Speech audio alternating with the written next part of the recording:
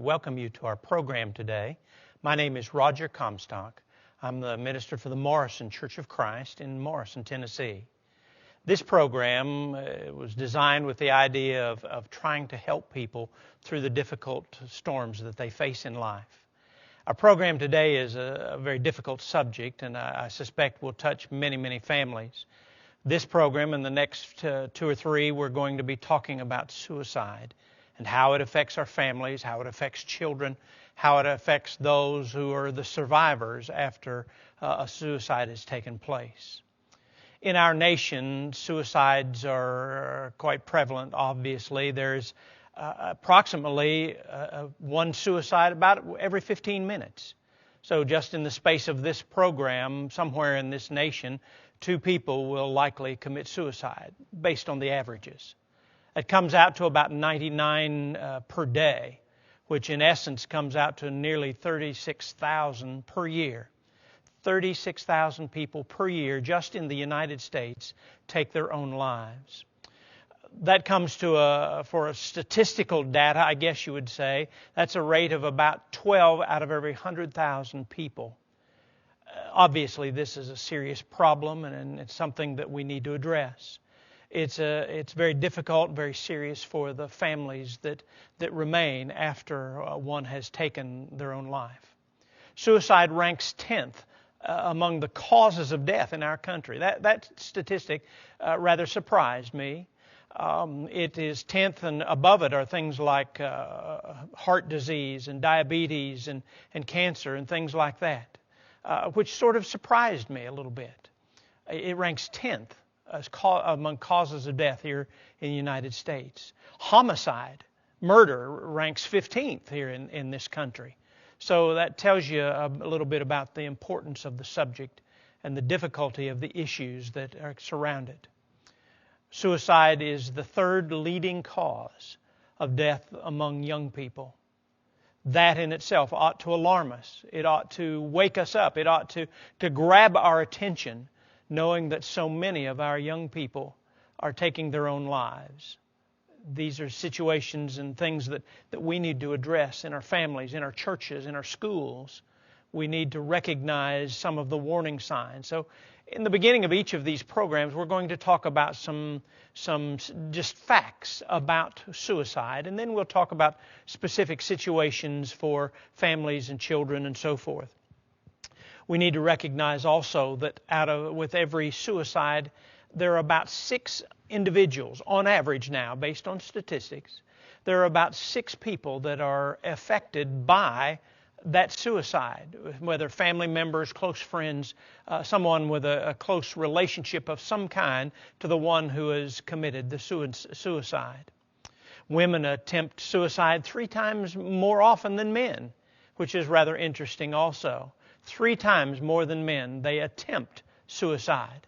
But what's also interesting is that men are more successful 4 times more often than women are. And I say more successful. They succeed at taking their own life 4 times more frequently than women do. Again, tells us with men and women the seriousness of the problem. Suicide is common among women, particularly who are single, women who have recently divorced or recently separated, and oftentimes women who are recently widowed. The traumatic nature of all of those situations, particularly divorce and the death of a spouse, would certainly be a factor, indicators of how serious this problem is and how devastating divorce and death are to a marriage relationship. Suicide rates among men rise considerably after age 65. The highest rate of all age groups in our nation, the highest age group, the most likely, or the highest rate of suicide, I guess I should say, the highest rate of all is among elderly men. And again, maybe our lives and what's going on in their lives tells us a little bit about the cause of that problem. The rate of suicide of men over 65 is 7 times higher than the rate of women over 65 years of age. suicide rates are lower among poorer nations. It seems rather contradictory, doesn't it? You would think in this great nation of ours, with all of the blessings we have and all of the prosperity that we enjoy and the good life that we enjoy, you would think we would have the lowest rate of suicide of any nation. But yet, third world countries, people who live in poverty, have very much lower rates of suicide on the national scale than we do here in the United States. It's interesting that rarely does a slave commit suicide. One who is an indentured servant, and no, that's not something we're familiar with a lot in this country, but it's still prevalent around the world. But even in the years in the past, when sadly slavery was used in this nation, rarely would a slave commit suicide. Well, there are certainly some factors involved there because of the differences. Here we are in a very wealthy society, and yet our suicide rates are high. Among poor nations and people who are in poverty, the suicide rates are much lower. You see, being blessed with great wealth and having all the things being an affluent society really may not always be a blessing after all.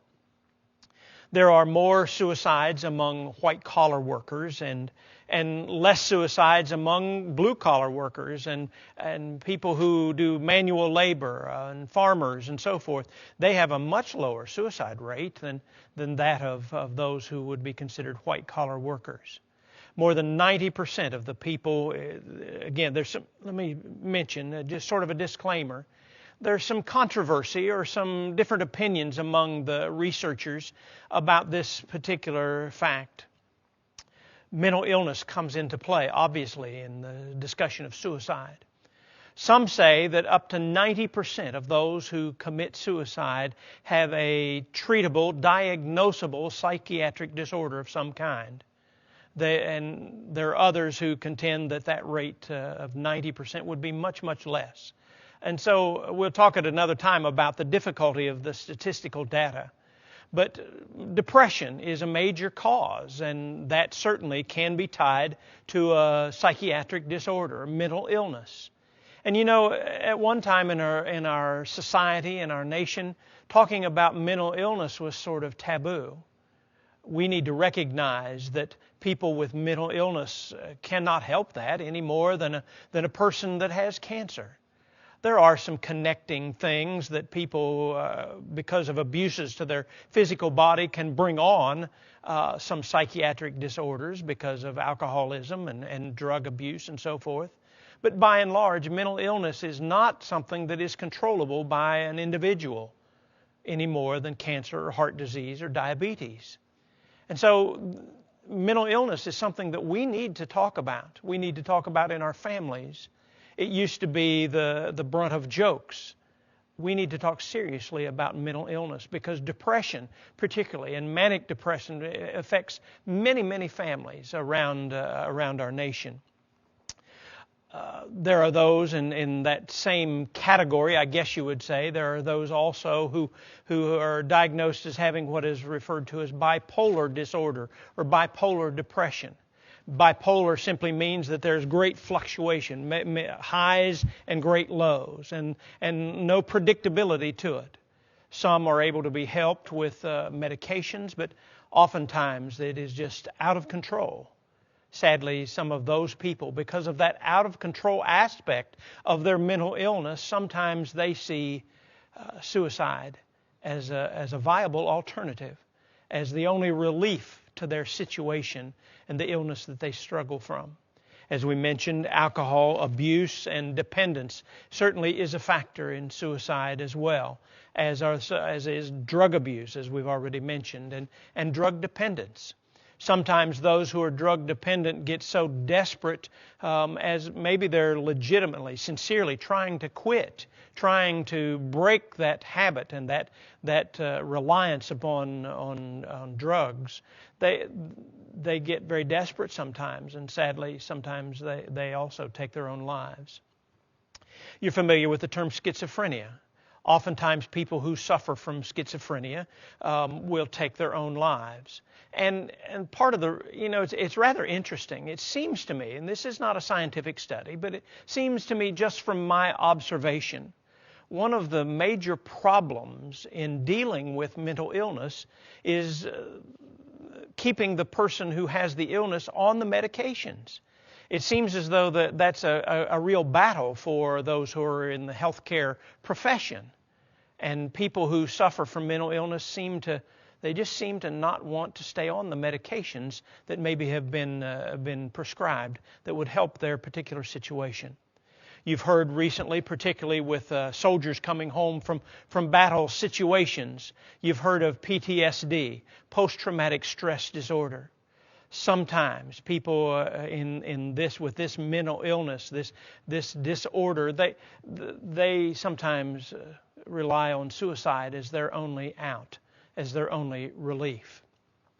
Eating disorders, those things also contribute to the statistical data concerning suicide, that people who literally starve themselves to death, many of those certainly could be categorized as a suicide. There are personality disorders, multiple personality disorders and so forth that come into play as well. We live in sort of an instant world, an instant society.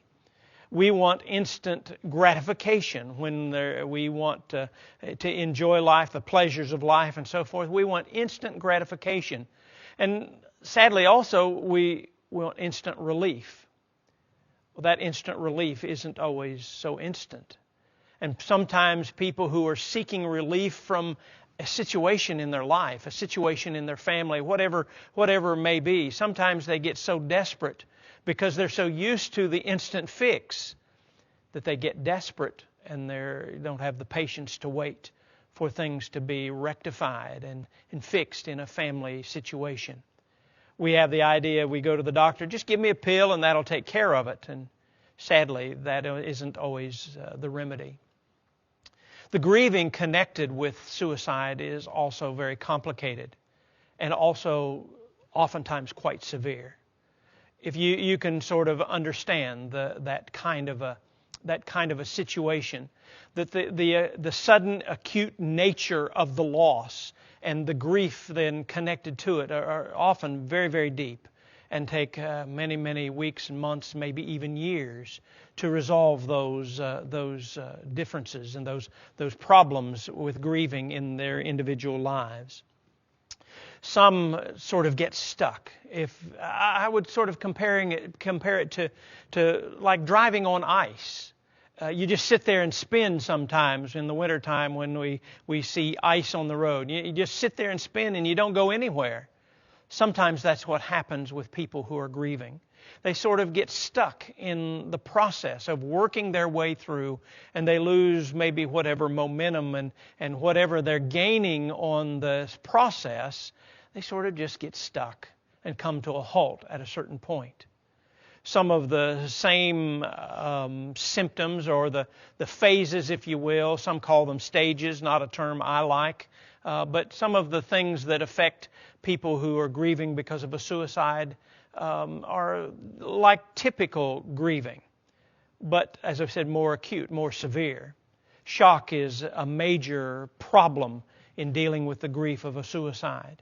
The suddenness of the situation, the devastation, the unexpected nature of it, all of that applies to the shock. And just like our physical bodies go into shock in certain situations, like, for example, if you're in a car accident and you have some physical injury, or if you're just in the accident, sometimes with no injury at all, our body can go into shock. Same thing happens to us mentally sometimes. Our brain sort of goes into shock when it goes into an overload. It's like a circuit breaker gets thrown because it's overloaded, and we go into shock. And we just at a point where we're just not able to deal with those things. Our mind being in shock is just like our physical body being in shock. It's as if our mind is anesthetized and as if it's just it's there, but it's just not functioning. That's the best way I know how to describe the shock that comes. With that shock, sometimes there are physical symptoms also. There are physical maladies that come with the shock of a devastating situation. Maybe a loss of appetite, a loss of the ability to sleep. There may be restlessness. There may be even nausea and nervousness and so forth. Some things that would happen to the physical body, not just the mental part of us.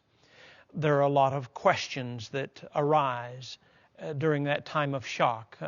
And sometimes you've heard me, and maybe in other programs, we've referred to the woulda, shoulda, couldas.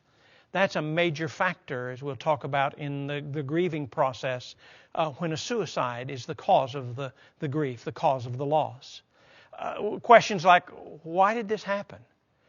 Sometimes, how could God let this happen? What did I do to cause this? Those are the questions people ask. What could I have done to prevent it? Is this my fault? Should I have seen the warning signs? Those all are questions that come into play, primarily during that time of shock. Closely tied to that time of shock is what we would refer to certainly as denial. That this just cannot be happening. That just can't be happening to my family, and just refuse to believe. I just don't believe my husband, my wife, my son, my daughter. I just can't believe that they would do such a thing. It's interesting also that in some ways there is a relief involved in some situations.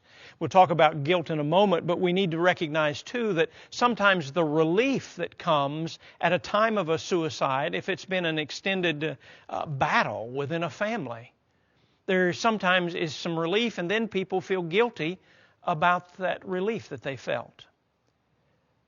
Not all deaths are unwelcome, whether it's mental illness and by the hand of one who commits suicide, or in physical illnesses. Death is not always the worst thing that can happen, but suicide certainly is devastating. Relief often triggers guilt, as I mentioned a moment ago. There needs to be a time of what we refer to as catharsis. Catharsis is sort of a purging, a time that you just get it all out. It's sort of a purifying sort of action, that the shock wears off and it all becomes very real, maybe at the time of a funeral and those events connected to the loss of life and this particular suicide situation. Sometimes that catharsis will manifest itself in just an overwhelming flood of emotions that come. And sometimes it's almost like an emotional riot, an emotional mob scene, that emotion just overtakes a person. That's a cathartic time and really is somewhat healthy, somewhat good for the person who is suffering from the grief of this situation. Emotions, they need to come out. I personally believe, and I think we could show from certain different scenarios that have happened in life, those emotions almost always will come out sometime. And it's better if we just get those out at the time of our grieving and in the beginning of this loss process. And get that out and deal with those things and allow the pain that's involved to be exhibited. No emotion should be forbidden. No one should ever say to another person, well, you shouldn't be crying or you shouldn't feel that way. That's not up to you. Feelings are very personal, and as we've said in other programs, feelings are just feelings. Something I learned from Brother Bill McDonald. Feelings are just feelings. It's what we do with those feelings that can determine whether it's good or bad. So we need to let those things out. It's okay to sort of come unglued, but then as we begin to put the pieces back together is that growth process and working through the grieving that's involved. There certainly is depression involved and I guess of what are typically referred to as the stages of grieving. Depression is probably the longest as far as time is concerned. Depression may last for months and months. I recommend that people not treat it with medications. I think the natural process needs to come into play. If the depression is so severe that a person can't be functional, then maybe medications would be warranted. But medications like Valium and other things that just suppress and they put a person into a sort of a stupor, put them into where they're almost like they're in a fog. That's not beneficial to the grieving process. But that depression, it's based in the denial and the shock and all of those things that work together. Depression, as I said, will likely last for sometimes will last for months and months. Some sort of get stuck. We talked about that earlier in the program. Some sort of get stuck in that depression and never get out of it. Some even rule out the possibility that their life can ever have any significant meaning again. That basically they're going to continue living, but in essence their attitude is, my life is over. That's the symptom of depression and some of what goes with that. Some of the despair in that time of despair, in that time of depression, some people will even take their life as well, or maybe attempt suicide, based in that depression caused by the suicide of another. Sometimes it's just sometimes from an overwhelming desire to go be with that one that they have lost. When those things and those thoughts come to your mind, a person's mind, or if you have knowledge of another person, you need to get help. You need to get help as soon as possible, and certainly professional help would likely be warranted in such situations. At another program, we'll talk about looking for some warning signs.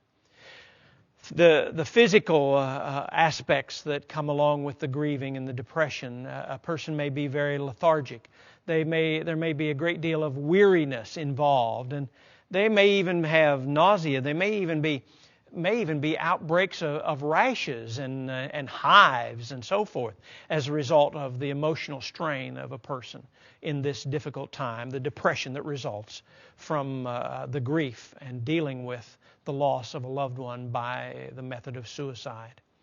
Medications rarely are ever the answer. Grandma's little nerve pill that you might take, that's not going to help. It may deaden and numb for now, but sedation isn't the answer. Sedation doesn't help you get through this healing process. Then there is the guilt. Guilt is sometimes magnified to those who are the survivors of a suicide situation.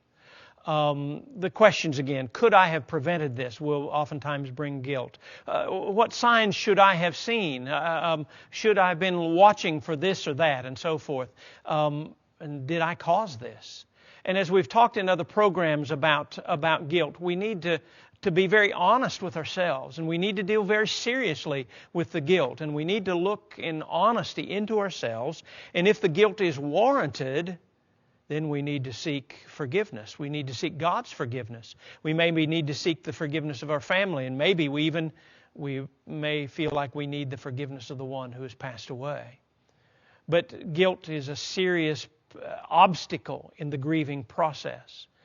In being honest with ourselves about guilt, we need to look also if there's nothing for us to feel guilty about, if there's nothing we could have done, nothing we could have done to prevent it, nothing we could have done to stop it, then we have nothing to feel guilty about. And we need to be willing to forgive ourselves and deal with those things and try to move on.